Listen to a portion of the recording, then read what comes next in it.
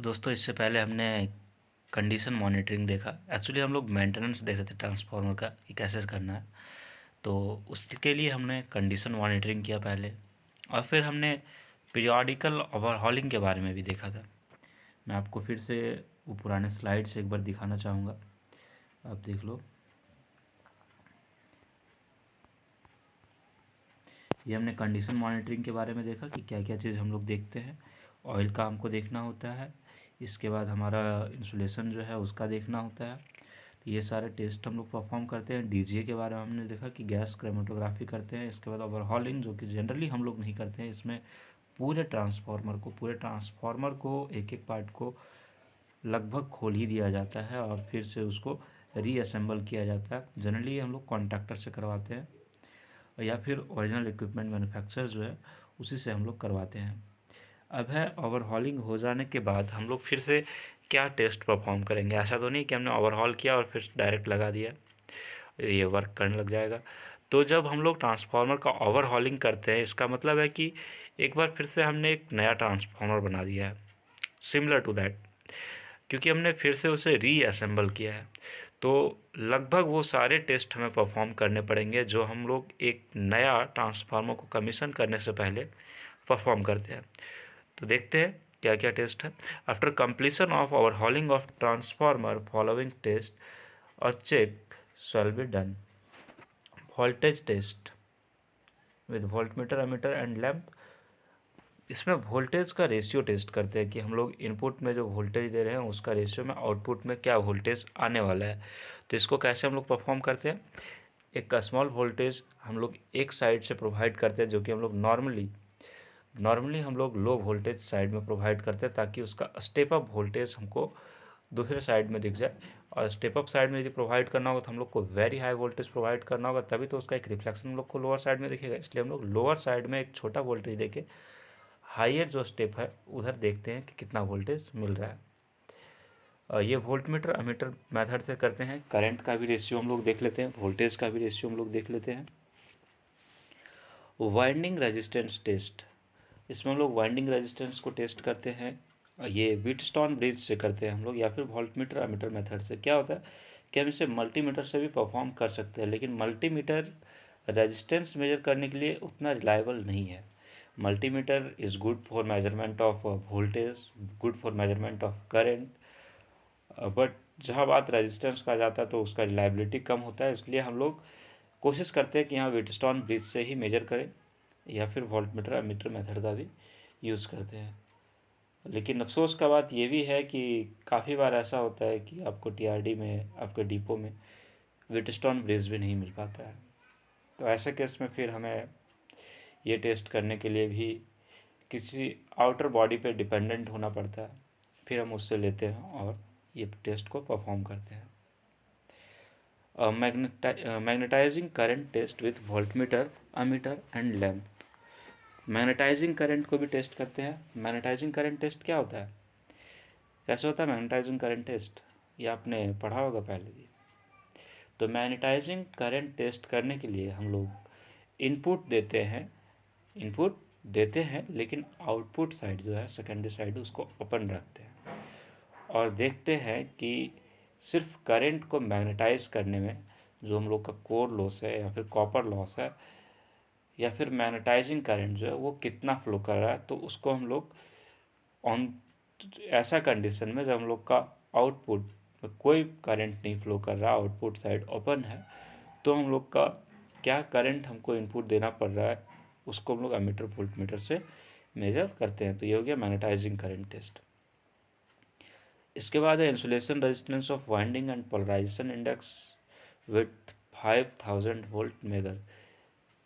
तो insulation resistance और polarisation index क्या होता है। पोलराइजेशन इंडेक्स आपका हम लोग निकालते हैं कि कितना देर लगता है इस ट्रांसफार्मर को स्टेबल होने में, और ये आपका इंसुलेशन रेजिस्टेंस है। बेसिकली हम लोग पहले इंसुलेशन रेजिस्टेंस मेजर कर लेते हैं, इसके बाद हम लोग जब पोलराइजेशन इंडेक्स मेजर करते हैं तो इसमें हम लोग क्या करते हैं कि एक दो रेशियो लेते हैं रेजिस्टेंस का, अलग अलग इंटरवल पे ट्रांसफार्मर को चालू करने के बाद उसका वाइंडिंग का क्या रेजिस्टेंस रहा है, कितना टाइम लगा कि उसको स्टेबल होने में। ये जनरली हम लोग R600 मतलब 600 सेकेंड बाय R60 सेकेंड मतलब 10 मिनट पे क्या रेजिस्टेंस रहा और 1 मिनट पे क्या रेजिस्टेंस रहा उसका रेशियो लेते हैं पोलराइजेशन इंडेक्स के लिए। और फिर इस तरह से हम लोग पोलराइजेशन इंडेक्स निकालते हैं और इसी तरह से हम लोग वाइंडिंग का रेजिस्टेंस भी निकालते हैं, इंसुलेशन रेजिस्टेंस। ये करने के लिए यहाँ पे बताया गया है कि आपको 5 kV का मेगर को यूज़ करना है। Test on transformer oil for breakdown voltage, PPM, 10 delta and acidity. तो ट्रांसफार्मर ऑयल जब आप इसको रिसेंबल किए हैं तो टॉपअप करने से पहले उसको भी आपको टेस्ट करना है कि उसका ब्रेकडाउन वोल्टेज क्या है। ब्रेकडाउन वोल्टेज टेस्ट करने के बाद आप उसका PPM चेक करेंगे। इसके बाद आपको 10 डेल्टा टेस्ट करना है, उसका एसिडिटी टेस्ट करना है। ये सारा टेस्ट हम लोग ट्रांसफार्मर ऑयल के लिए परफॉर्म करते हैं। तो शायद ये आगे मिलेगा तो हम लोग आगे ये सारे टेस्ट को देखेंगे। हालांकि शॉर्टकट में जान लीजिएगा, ब्रेकडाउन वोल्टेज में हम लोग क्या करते हैं, कितना वोल्टेज तक ये जो हम लोग का ऑयल है ये अपना रेजिस्टेंस प्रॉपर्टी को नहीं खोएगा, ये हम लोग टेस्ट कर रहे होते हैं। Checking of protection equipment for their working, that is Buchholz relay, pressure release device, minimum oil level gauge, winding temperature indicator and oil temperature indicator. तो ये सारा इक्विपमेंट हमने पहले भी पढ़ा है, बुकॉज रिले के बारे में हमने सबसे पहले देखा था। इसके बाद प्रेशर रिलीज डिवाइस भी हमने देखा है, MOLG देखा, वही जो लेवल आपको दिखा रहा था कि कंजर्वेटर में कितना तेल है। वाइंडिंग टेम्परेचर इंडिकेटर भी देखा था हमने, मार्शलिंग बॉक्स में होता है। ऑयल टेम्परेचर इंडिकेटर भी देखा था। इसके बाद है gasket joint for any leakage, gasket जहाँ पे लगाया हुआ कोई लीकेज तो नहीं है। Check relay and alarm contact for their protection, जो भी रिले है या फिर अलार्म जो है उसका प्रोटेक्शन देख लेना, उसका ऑपरेशन देख लेना है, सब ठीक है तो। Check control boxes, terminal boxes for water tightness against ingress of moisture and if required replace gasket. जो भी कंट्रोल बॉक्स है, टर्नल बॉक्स है, वो कम्प्लीटली मॉइस्चर फ्री पैकिंग होना चाहिए, इस चीज़ को चेक करना आपको। चेक डायल टाइप OTI और WTI for freedom of pointer, pointer कहीं फंस तो नहीं गया, उस चीज़ को देखना है OTI और WTI के लिए। Check the IR value and the secondary winding resistance of bushing CTs, जो इंसुलेशन रेजिस्टेंस वैल्यू है आपका, सेकेंडरी वाइंडिंग रेजिस्टेंस जो है बूसिंग सिटी का, उसका चेक करना है।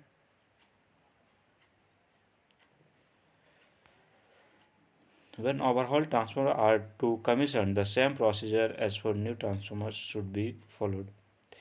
तो ये तो मैंने आपको पहले बताया था कि जो ओवरहॉल ट्रांसफार्मर होता है उसको जब हम लोग फिर लगाते हैं तो न्यू ट्रांसफार्मर के ही जैसा उसको सारा कुछ टेस्टिंग करते हैं और सारा उसी तरह का प्रोसीजर भी होता है। इसके बाद होता है investigation into cause of failure of transformer. तो अभी हमने ओवरहॉलिंग करके क्या टेस्टिंग करेगा वो देख लिया कि क्या टेस्टिंग हमें परफॉर्म करना है।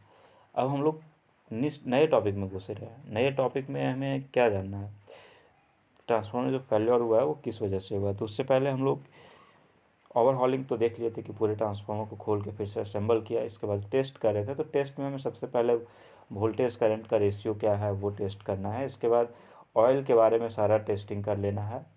इसको वाइंडिंग का रेजिस्टेंस वगैरह जो है उसको टेस्ट करना है, इंसुलेशन रेजिस्टेंस क्या है उसको टेस्ट करना है, बुशिंग लगाया तो उसका इंसुलेशन रेजिस्टेंस क्या है उसको टेस्ट करना है। इसके बाद जितने भी आपके रिले और अलार्म्स हैं उनका ऑपरेशन टेस्ट करना है। कंट्रोल बॉक्स वगैरह जो भी है वो मॉइस्चर फ्री होना चाहिए, लीक प्रूफ है, ये टेस्ट कर लेना है आपको, कहीं पे लीकेज या सीपेज तो नहीं हो रहा ऑयल का, ये सारा चीज़ टेस्ट करना है।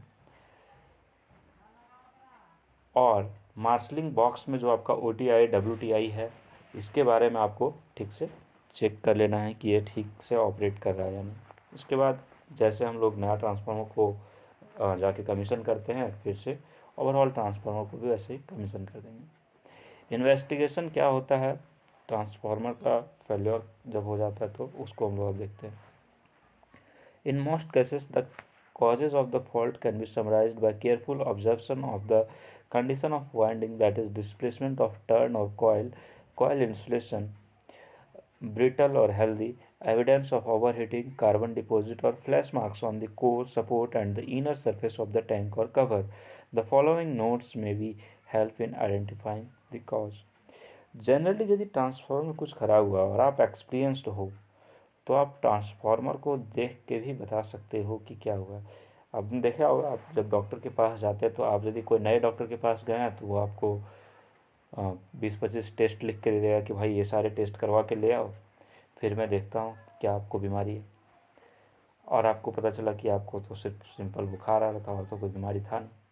लेकिन वही चीज़ यदि आप कोई एक्सपीरियंस डॉक्टर के पास जाते हो जो लगभग पिछले 20-25 सालों से बहुत ही बढ़िया प्रैक्टिस कर रहा है, तो वो आपको देखता है, आपसे सिम्टम्स पूछता है और बस कभी कभी तो ऐसे ही दवा दे देता है कि ठीक है इसे खा लीजिए आप ठीक हो जाओगे, क्योंकि उसको पता चल गया कि आपके क्या बीमारी है। या फिर वैसा नहीं तो उसको थोड़ा डाउट है तो फिर वो आपको बहुत ज़्यादा तो 1 या 2 टेस्ट करवाने के लिए बोलता है। तो उसी तरह से यदि आपको यहाँ पे भी टेक्निकल फील्ड में भी एक्सपीरियंस होगा, तो हम लोग तो मशीनरीज के डॉक्टर हैं ना एज ए इंजीनियर, तो मशीन में यदि कोई ख़राबी हो गया है तो देख के बता देंगे कि ये ख़राबी हुआ है। तो जनरली कहाँ से पता चलेगा आपको? ऑयल से, कॉयल का इंसुलेशन से, ओवर हीटिंग का मार्क है कहीं पे उससे, ये सारा चीज़ से पता चलता है। तो देखिए क्या क्या हम लोग को जनरली देखना चाहिए। Failure due to lightning discharge और over voltage.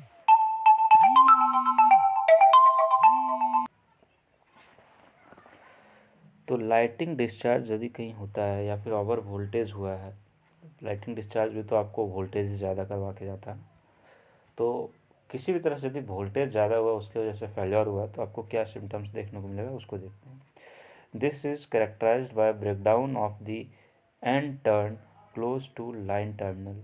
There may be a break in the turns और end lead and also fresh mask on the end coil and earth part close to it, but the rest of the coil will be found to be healthy। यदि जहाँ पे आपका turn last हुआ है, एकदम turn का last जहाँ, या फिर टर्न को जहाँ पे आप लोग अर्थ कर रहे हैं एंड लीड जो है अर्थ पार्ट में, वहाँ पे यदि कोई आपको फ्लैश मार्क्स मिलता है, वहाँ पे यदि आपको कॉइल कटा हुआ मिलता है, तो आप समझ जाइए कि ये ओवर वोल्टेज हुआ है। इसमें आपको कॉइल के इंटरनल पार्ट में कोई भी किसी भी तरह का कुछ भी नहीं मिलेगा। जो भी मिलेगा एंड ऑफ कॉइल पे कटा फटा जो भी मिलेगा वहीं पे मिलेगा, वहीं पे फ्लैश मार्क्स आपको मिलेगा एंड ऑफ कॉइल पे। तो आपको समझ जाना है कि ये लाइटिंग डिस्चार्ज हुआ है या फिर ओवर वोल्टेज हुआ है। नेक्स्ट है सस्टेन्ड ओवरलोड। यदि बहुत देर तक ओवरलोड रह गया है तो क्या मिलेगा आपको? The winding in one or all phases would show sign of overheating and tearing.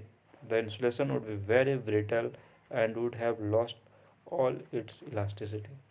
यदि काफ़ी देर तक वो ओवरलोड रहा है तो जो इंसुलेशन है वो आपका हार्ड हो जाएगा। ऐसे नॉर्मली आप जो इंसुलेशन देखते हो बहुत सॉफ्ट होता है, आपको पता भी नहीं चलता है यार इंसुलेशन है कि नहीं, लेकिन वो इंसुलेशन धीरे धीरे क्या होता है, हीट होके जलने लगता है। तो आपको वहाँ ओवर हीटिंग का बोलें या फिर चेयरिंग का वो साइन दिखेगा आपको वहाँ पे। इंसुलेशन बहुत ब्रिटल हो गया होता है। आप ऐसे नॉर्मल वायर को लेंगे जब न्यू में और उसको फोल्ड करेंगे तो इंसुलेशन उससे नहीं टूटता है, लेकिन यदि कोई वाइंडिंग आपका सस्टेन्ड ओवरलोड पे रहा है और आप उसको फोल्ड करेंगे तो इंसुलेशन खुद ब खुद हटने लगता है। तो आप समझ जाओ कि यहाँ पे इंसुलेशन ओवर हीटिंग का इंसुलेशन जो है वो ब्रिटल हो गया है क्योंकि यहाँ पे ओवरलोड हुआ है, इलास्टिसिटी को खो देता है। ठीक है। इंटर टर्न शॉर्ट और इंटर लेयर शॉर्ट और इंटर कॉइल शॉर्ट, मतलब कॉइल का जो वाइंडिंग है उसमें इंटरनली कोई शॉर्ट आ गया है तो क्या आपको दिखेगा? The same sign as for indicated for sustained overload would be noticed but only on affected coil, the rest of coil being intact. This is likely be if the differential relay और the buchholz relay has operated. अब कहीं inter turn fault होता है तो हम पहले भी पढ़ चुके हैं, जो बुकॉज रिले है वो हम लोग का इंटर टर्न कोई इंटरनल फॉल्ट होता है तो ऑपरेट करेगा, और ओवरलोड हो रहा था मतलब बाहर का कोई चीज़ था, ओवरलोड तो अंदर से नहीं होता ना। तो उस केस में पूरे वाइंडिंग पे आपका ओवरलोड हुआ था तो पूरा वाइंडिंग में ओवरहीट का साइन आ रहा था। लेकिन यदि आपका कहीं इंटर टर्न फॉल्ट होता है तो स्पेसिफिक जिस वाइंडिंग पे हुआ है वैसा फॉल्ट, वो वाइंडिंग पे आपको इंसुलेशन का ओवर हीटिंग का मार्क मिल जाएगा। और साथ ही साथ बुकॉज रिले है या फिर आपका कोई डिफरेंशियल रिले उसमें लगा हुआ है तो वो भी ऑपरेट होगा। Dead short circuit. Dead short circuit क्या है? शॉर्ट सर्किट मतलब कहीं पे आपका लो रेजिस्टेंस पाथ से करंट हैवी करंट फ्लो कर गया।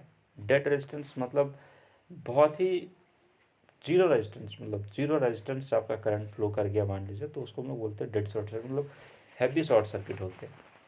तो ऐसा केस में आपको क्या मिलेगा? This can be identified by the unmistakable lateral or axial displacement of the coil. The coil may be loose on the core. Some turn on the outermost layer may have burnt toward and broken as if under tension. If in addition to this sign the windings are also completely charred, it is conclusive evidence that the short circuit has continued for an appreciable period, not having been cleared quickly by the protective release.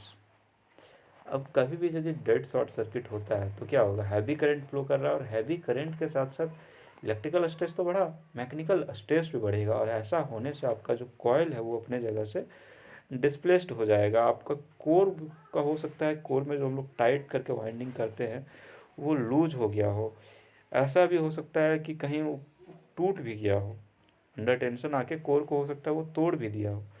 मतलब basically आपका क्या करेगा, अपने स्थान से displace हो रहा है, तो उस तरह का आपको यहाँ पे इफेक्ट दिखेगा। और ये सारा साइन तो दिख रहा है। वाइंडिंग जो है कम्प्लीटली चेयर्ड, मतलब ढीला हो जाएगा पूरा winding. It is conclusive evidence that the short circuit has continued for an appreciable time. और यदि वाइंडिंग बहुत ढीला हो गया तो आप समझिए कि ये बहुत ज़्यादा देर तक शॉर्ट सर्किट रहा है, तुरंत इसको हम लोग ऑफ नहीं कर पाए हैं। और यदि तुरंत प्रोटेक्टिव रिले उसको क्लियर कर देगा तो आपको थोड़ा बहुत लूजनेस मिलेगा, लेकिन इतना हैवी आपको चेयर्ड किया हुआ वाइंडिंग नहीं दिखने वाला है। आपको बहुत ज़्यादा अपने जगह से डिस्प्लेस हुआ या फिर कोर को तोड़ देने टाइप का आपको साइन नहीं दिखेगा। लेकिन यदि रिले उसको क्लियर नहीं कर पाता है, रिले सही टाइम से ऑपरेट नहीं होता है, तो ये सारे सिंबल आपको दिखेंगे। If the upper chamber of Buchholz relay alone has tripped, check the insulation of core bolts by applying a voltage of 230 volt to 1000 volt between the core and each bolt. If it fail, renew the insulating bush.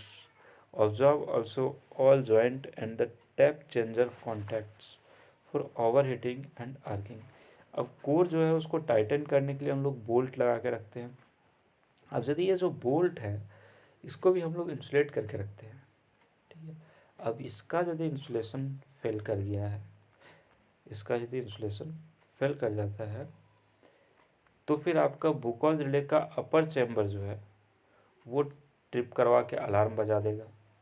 तो यदि आपको ऐसा मिलता है कि बुकॉज relay का अपर chamber trip किया है तो आप क्या कीजिए, एक मेगर लीजिए जिसमें आप 230 वोल्ट से 1000 वोल्ट लगा के बोल्ट के दोनों साइड में टेस्ट कीजिए कि बोल्ट तो फेल नहीं किया हुआ। यदि आपको पता चलता है कि बोल्ट फेल कर गया है तो इसका मतलब है कि उसी की वजह से वहाँ पे गैस बना था और बुकॉज रिले ऑपरेट हुआ था, तो आपको उसको फिर रिन्यू करना है, नया बोल्ट वहाँ पे लगाइए। उस तरह से आपको जो भी जहाँ पे भी जॉइंट है वहाँ पे ओवर हीटिंग का साइन देखना है, क्योंकि कहीं भी जब तक ओवर हीटिंग नहीं हुआ है तब तक गैस में आपका ऑयल में गैस का फॉर्मेशन नहीं हुआ होगा और वो गैस जाके वहाँ पे बुकॉज रिले को ट्रिप नहीं करवाएगा। If the coil shows a low if the oil shows a low VDV, it does not necessarily mean that it has caused the breakdown. At high voltage rating, excessive moisture content in the oil may result an internal flashover between the live part and the earth, which will leave corresponding telltale marks.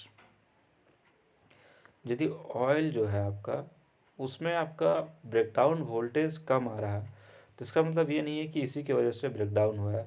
क्या होता है कि कभी कभी जब आपका high voltage उसमें flow कर रहा होता है तो उसमें एक्सेसिव मॉइस्चर कंटेंट, उसका ब्रेकडाउन वोल्टेज कम नहीं हुआ लेकिन उसमें मॉइस्चर यदि आपका ऑयल में है तो उसके वजह से भी इंटरनल फ्लैश ओवर होता है और ये भी आपका ब्रेकडाउन का रीज़न हो सकता है। ये सारा तो हम लोग देखें कि यदि कोई फेल्योर हुआ है तो कैसे हम लोग को पता चलेगा। तो सबसे पहले हम लोगों ने देखा कि लाइटिंग डिस्चार्ज यदि हुआ है, ओवर वोल्टेज हुआ है, तो हमें क्या मिलेगा, वैसे केस में आपको एंड टर्न पे जाके फ्लैश मार्क्स मिलेगा। जो टर्न जो है हम लोग का कॉइल का, उसका एंड में आपको फ्लैश मार्क्स मिलेगा। यदि बहुत ज़्यादा देर तक ओवरलोड रहा है तो सारा का सारा जो वाइंडिंग इंसुलेशन है वो ब्रिटल हो जाएगा, उस पर आपको ओवर हीटिंग का साइन मिल जाएगा। और यदि कहीं पे इंटर टर्न फॉल्ट हुआ है तो आपको सिर्फ उसी वाइंडिंग पे सेम साइन जो हमको वहाँ पे सारे कॉइल पे दिख रहा था जब ओवरलोड हुआ था, तो वो यहाँ पे दिख जाएगा। यदि कहीं शॉर्ट सर्किट हुआ है तो शॉर्ट सर्किट होने से बहुत ही ज़्यादा मैकेनिकल स्ट्रेस होता है, कॉइल अपनी जगह से डिस्प्लेस हो सकता है, कोर टूट सकता है, तो ये सारा चीज़ दिखेगा आपको। और यदि छोटा मोटा शॉर्ट सर्किट हुआ है तो फिर रिले ऑपरेट कर गया सही टाइम पे, तो ऐसा कुछ आपको देखने को हो सकता है कि ना भी मिले। अब बोगस रिले का यदि अपर चैम्बर ऑपरेट हुआ है तो इसका मतलब है कि कहीं ना कहीं करंट फ्लो करा, तो इसमें सबसे ज़्यादा चांस होता है कि जो कोर को हम लोग असेंबल करने के लिए बोल्ट का यूज़ करते हैं वो बोल्ट में ही कुछ प्रॉब्लम हुआ है। तो उस बोल्ट को हम लोग चेंज कर देंगे, सबसे पहले उसको चेक करेंगे मैं घर लेके और उसको चेंज कर देंगे यदि ऐसा है तो। या फिर कहीं और टैप चेंजर हो गया, जॉइंट हो गया, ये सब जगह पे कहीं पे आपको फ्लैश मार्क्स मिलता है तो उसको भी, ओवर हीटिंग का साइन मिलता है तो उसको भी आपको चेक करना है। ऑयल का यदि ब्रेकडाउन वोल्टेज कम होता है तो इसका मतलब ये नहीं हो सकता है कि ये सिर्फ इसी की वजह से ब्रेकडाउन हुआ है। कभी कभी मॉइस्चर ऑयल में ज़्यादा हो जाने की वजह से भी ब्रेकडाउन होता है। तो ये टेस्टिंग कर लिया जब आपका फेल्योर हुआ, लेकिन हम लोग क्या चाहते हैं कि फेल्योर हो ही ना, क्योंकि फेल्योर होगा तो फिर तो हमको कुछ देर के लिए उसका ऑपरेशन बंद करना पड़ेगा, और ऑपरेशन बंद किए मतलब भाई खर्चा डबल। एक तो जो कमाना था वो कमा नहीं पा रहे हैं, और दूसरा उसको मेंटेनेंस पे भी खर्चा करना है, और कुछ यदि उसमें ख़राब हो गया तो पार्ट को भी रिप्लेस करना होगा। इसलिए हम लोग क्या करते हैं, हम लोग कोशिश करते हैं कि ब्रेकडाउन ना हो, उससे पहले ही हम उसको ठीक कर पाए। इसलिए तो हम लोग कंडीशन मॉनिटरिंग कर रहे थे ना। तो ठीक है, तो ये सारा चीज़ करने के लिए हम लोग कुछ मेंटेनेंस का शेड्यूल बना के रखते हैं कि इतना दिन में हम लोग पहले ही जाके मेंटेन कर लेंगे, पीरियडिकल मेंटेनेंस करते रहेंगे ताकि इसमें कोई ब्रेकडाउन वाली स्थिति ना आए। तो उसमें हम लोग का सबसे पहले एक मंथली मेंटेनेंस है, फिर हाफ ईयरली मेंटेनेंस है, ईयरली मेंटेनेंस है, 5 ईयरली मेंटेनेंस है, और POH है, जो कि हमने देखा था कि जनरली 7 से 10 साल के बीच में हम लोग कोशिश करते हैं कि करें। तो देखिए मंथली मेंटेनेंस में आपको क्या क्या करना होता है उस चीज़ को सबसे पहले देखते हैं। तो ये मंथली मेंटेनेंस है, इस पर आपको बहुत ज़्यादा कुछ नहीं करना है, जो पार्ट्स है उसको बाहर से थोड़ा बहुत देख लेना है कि कुछ ख़राब तो नहीं हुआ है। तो टैंक है, रेडिएटर है, कंजर्वेटर है, बुशिंग है, ऑयल लेवल इंडिकेटर है, गेज है, ये सारा चीज़ को आपको चेक कर लेना है कि सब सही है, तो इसमें कोई प्रॉब्लम तो नहीं है। टैंक आपको पता है कि मेन टैंक जिसमें आपका कॉयल होता है, जिसमें हम लोग ऑयल भर के रखते हैं। रेडिएटर आपको पता है बाहर में फिन्स टाइप का बना हुआ रहता है, जिसमें हमने बताया था कि ये ऑयल को ठंडा करने का एक तरीका है, एक हम लोग इंस्ट्रूमेंट लगा के रखे हैं। कंजर्वेटर, इसके बारे में मैंने स्टडी किया है, ऊपर में जो तेल को स्टोर करता है, जिसमें आपका ब्रीदर भी लगा हुआ होता है। बुशिंग जिस पे आपका टर्मिनल है एक तरह से, जो हम लोग का इनपुट है या आउटपुट है वो तो बुशिंग पे ही कनेक्ट होता है ना। ऑयल लेवल इंडिकेटर हमने देखा था कि ऑयल लेवल इंडिकेटर जो है वो कंजर्वेटर पे लगा हुआ होता है। इसके बारे में हमने ये भी पढ़ा था कि MOLG होता है, मैग्नेटिक ऑयल लेवल गेज, या फिर और आपका कोई गेज है तो उसको देखना है कि वो सारा चीज़ ठीक है या नहीं है। इसके बाद ऑयल लेवल इन OIP कंडेंसर बुशिंग। अब आपका जो बुशिंग है, बुशिंग मतलब जिस पे टर्मिनल को कनेक्ट करते हैं, एक बार मैं फिगर दिखाना चाहूँगा आपको ट्रांसफार्मर का, ताकि आप बुशिंग को ठीक से देख पाएँ। ये नहीं है आपका,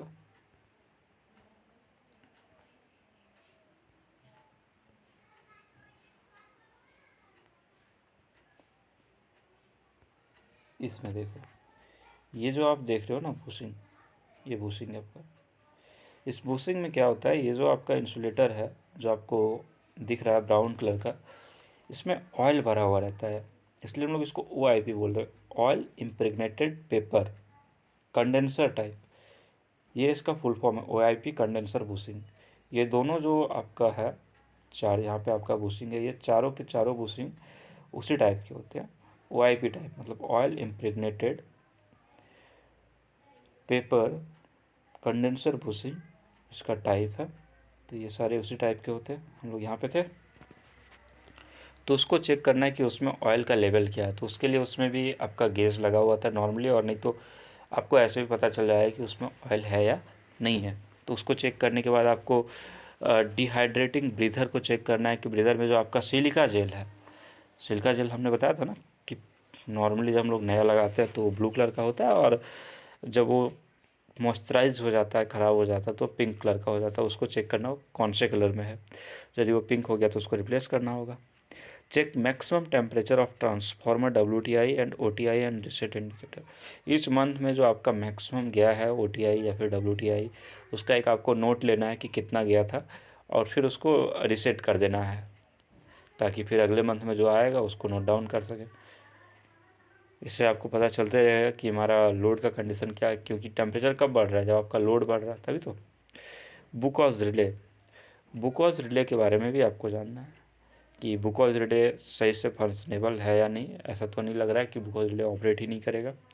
हीटर जो मार्शलिंग बॉक्स में है, ताकि मार्शलिंग बॉक्स में ऐसा ना हो कि मॉइस्चर आए और मॉइस्चर ला के मेरा जो बाकी के टर्मिनल्स हैं कुछ इधर से मॉइस्चर उधर मॉइस्चर की वजह से ब्रेक डाउन हो गया तो फिर बड़ा प्रॉब्लम हो जाएगा। इसलिए वहाँ हीटर काम करता है कि नहीं उसको देख लेना आपको। ऑयल लेवल इन कंजर्वेटर टैंक, ऑयल का लेवल देख लेना है कि कम तो नहीं हो रहा, और ये आपको उसका जो गेज है एमओजी वो बता देगा। और बाकी के जो बाहर के जितने भी कनेक्शन हैं वो सारा कनेक्शन को चेक कर लेंगे। तो ये हो गया आपका पर मंथ जो करेंगे। मतलब पर मंथ आपको बेसिकली आपको देखना क्या क्या है। आप सबसे पहले देखेंगे कि हाँ हीटर वीटर ठीक से काम कर रहा है, टैंक वगैरह सब ठीक है, सब ठीक ठाक दिख रहा है, जो भी बुकॉज रिले वगैरह है वो सब ठीक दिख रहा है। गेज वेज है कुछ तो उसको देख लेना है आपको। पर मंथ OTI और WTI का रीडिंग लेना है तो उसको लेके और रिसेट कर देना है उसको। और फिर ऑयल कितना है उसको देख लेना है। ये सारा चीज़ आपको करना है। हाफ ईयरली मेंटेनेंस जब आएगा 6 महीने में जो हम लोग करते हैं, तो इसमें आप क्या क्या देखोगे।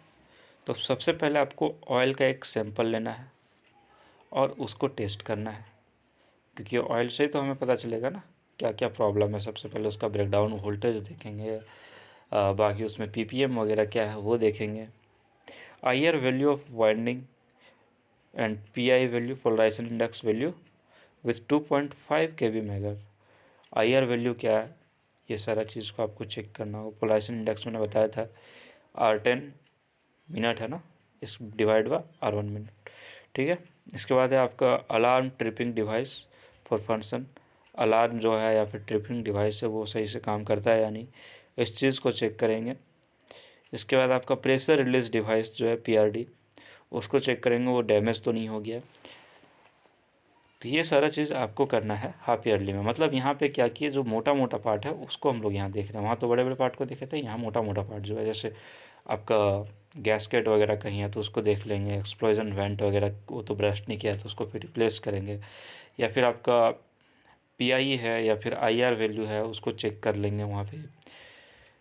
ऑयल का सैंपल लेके उसको टेस्ट कर लेंगे। अलार्म देख लेंगे काम करता है कि नहीं। इसके बाद है ईयरली मेंटेनेंस। जब आप ईयरली मेंटेनेंस ले जाएंगे तो क्या करेंगे, AOH हो रहा है ना। तो सबसे पहले transformer, tank, bushing, tap changer, radiator और कनेक्शन जॉइंट, जो कि आपने मंथली में भी देखा था, उसको आप देखोगे। OIP को भी देखोगे, इसमें ऑयल लेवल क्या है उसको देख लोगे। और 10 डेल्टा मेजरमेंट। गैसकेट, गैसकेट को हम लोग फिर देख लेंगे यहाँ पे। Rod gap setting of bushing, bushing के पास हम लोग का जो रॉड गैप होता है, रॉड गैप क्यों है, आर्क अरेस्टर है वो ना, आर्क नहीं फॉर्मेशन नहीं होगा, सर्ज, एक तरह से सर्ज अरेस्टर हम लोग बोल सकते हैं उसको। तो रोड गैप उसका होता है, आर्क हॉर्न बोलते हैं ना, तो उसको आप देख लेंगे। इसके बाद oil filled bushing not hermetically sealed for oil level. Oil filled जो बुशिंग है उसको देखेंगे कि उसमें ऑयल लेवल क्या है। Test oil in of transformer, oil का ट्रांसफार्मर का जो ऑयल है उसको टेस्ट करेंगे। डिजॉल्व गैस एनालिसिस करते हैं हम लोग साल में एक बार, ये हम लोग पहले भी देख चुके हैं। टैप चेंजर, टैप चेंजर काम कर रहा है या नहीं, और इस साल ऐसा कभी कुछ हुआ क्या कि हमको इसका टैप को फिर से किसी दूसरे जगह पे सेट करने की ज़रूरत है या यहीं पे सेट रहेगा, उसको आप एक बार देख लोगे।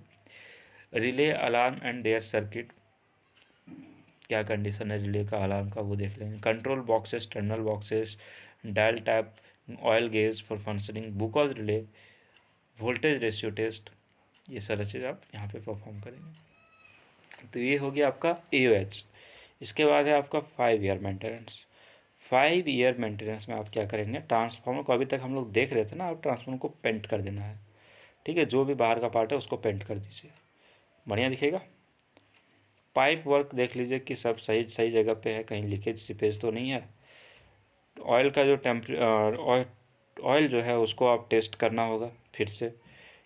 हम लोग तो बार बार ऑयल को टेस्ट करते ही हैं, मंथ में भी करते हैं, ईयर में भी करते हैं, 6 मंथ में करते हैं, सॉरी मंथ में तो हम लोग ऑयल टेस्ट नहीं करते, 6 मंथ में करते हैं, ईयर में करते हैं, और 5 साल के बाद भी आपको फिर से ऑयल टेस्ट करना है। और एक बार फिर से आपको मैग्नेटाइजिंग करंट टेस्ट करना होगा, वाइंडिंग रेजिस्टेंस टेस्ट करना होगा, इम्पीडेंस टेस्ट करना होगा, इम्पीडेंस क्या है। इसके बाद पीरियोडिकल ओवरहॉलिंग जो कि हम लोग 10-12 साल में करते हैं, वो हम लोग आगे देखते हैं। वो तो हम लोग पहले भी देखे, पीरियोडिकल ओवरहॉलिंग हम लोग खुद से करते नहीं हैं। आगे बोल रहा है distribution transformer is an important link between an utility distribution network and the power supply delivered to customer. It is therefore most vital asset in any electrical distribution network and need a special attention right from erection, commissioning and maintenance of this transformer. Let us examine some important aspects related to the erection, commission and distribution transformer. कोई जो distribution transformer होता है, जो हम लोग का TSS में होता है, एक तरह से डिस्ट्रीब्यूशन ट्रांसफार्मर ही, हम लोग उसको ट्रैक्शन ट्रांसफार्मर इसलिए बोल रहे हैं क्योंकि हम लोग उससे ट्रैक्शन को फीड कर रहे हैं।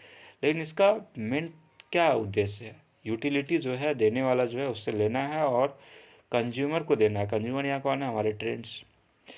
तो यहाँ पे सबसे इम्पॉर्टेंट जो पार्ट होता है वो ट्रांसफार्मर है, क्योंकि उसी का काम है दोनों के बीच में लिंक बनाने का। तो इसलिए हम लोग को ट्रांसफार्मर का खासा ध्यान रखना होता है, चाहे इसको हम लोग इरेक्शन कर रहे हो, कमीशन कर रहे हो, या फिर कमीशन करने के बाद मेंटेनेंस कर रहे हो, तो सबसे वाइटल रोल ये प्ले करता है और सबसे कॉस्टली भी है उस जगह पे।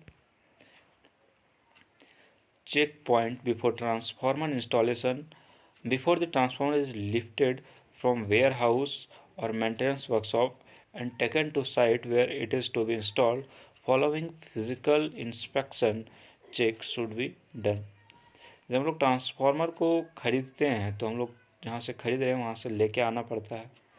तो वहाँ क्या क्या चेक करके हम लोग ट्रांसफार्मर को लेके आएंगे, उसके बारे में बताया जा रहा है। तो देखिए, जो सबसे पहले वो है check the oil level in transformer and check for any sign of oil leakage through bushing, gasket or welded joint. Check the transformer bushing thoroughly for any sign of crack or damage. Test the insulation resistance value using a 1000 volt Megger unit for various sections such as HV to LV, LV to earth, HV to earth. For a rated voltage of winding between 11 kV up to 6.6 kV, the minimum safe IR value should be the range of 200 megaohm and 400 megaohm. In case if the above value are not obtained, then it is necessary to dry out the transformer completely by filtration procedure. Check whether tests are carried out for ratio test, percentage impedance voltage test and rated voltage withstand test. तो यहाँ पे आप transformer को install करने से पहले जब ware house से उसको लेके आ रहे हैं तो क्या क्या चेक करेंगे उसके बारे में बता रहे थे। तो सबसे पहले आपको देखना है कि कहीं उसी टाइम तो कोई ऑयल लीकेज नहीं है, क्योंकि वो तो उस टाइम नहीं हुआ है, तो कोई ऑयल लीकेज नहीं होना चाहिए। कहीं क्रैक का साइन या फिर कोई फ्लैश मार्क का साइन, ये सारा चीज़ आपको कहीं पे नहीं दिखना चाहिए। आपको बुशिंग को भी चेक करना है, क्योंकि बुशिंग जो है वो एक इंसुलेटर है और वो सबसे ब्रिटल पार्ट यदि कोई है ट्रांसफार्मर में तो वही है, वो बहुत जल्दी टूट जाता है। तो उसको आपको देखना है कहीं उसमें क्रैक का कोई मार्क तो नहीं है। इसके बाद दूसरा इंपॉर्टेंट चीज़ क्या है, इंसुलेशन। तो आपको इंसुलेशन देखना है कि बाहर से तो देख लिया भाई कुछ टूटा फूटा नहीं है, अंदर का इंसुलेशन कैसा है। उस चीज़ को देखने के लिए आप क्या करेंगे, 1 kV का एक मेगर लेंगे और उससे HV टू LV का जो इंसुलेशन है वो तो कहीं कंटिन्यू नहीं है, उसको टेस्ट कर लेंगे। LV टू HV का है या फिर LV टू अर्थ का है या फिर HV टू अर्थ का, ये सारा इंसुलेशन को टेस्ट करेंगे। और साथ ही साथ आप वाइंडिंग को जब टेस्ट कर रेटेड वोल्टेज के लिए, तो आपको क्या करना है, कितना आपको मिनिमम रेजिस्टेंस चाहिए।